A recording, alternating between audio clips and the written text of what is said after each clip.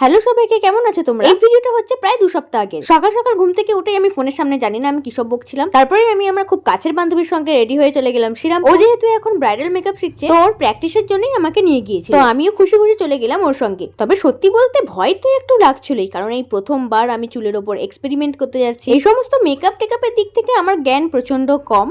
খুব একটা makeup person আমি নই, তাই আমি এই সমস্ত কিছু জানিও না। তবে এইটুকু বলতে পারি যে এর সঙ্গে থেকে থেকে কিন্তু আমি মেকআপটা প্রায় শিখেই যাব। মানে ও আমাকে বলেছে যে আমাকে শিখিয়ে দেবে, তাও আবার ফ্রিতে। তো এই সুযোগ আবার কে ছাড়ে?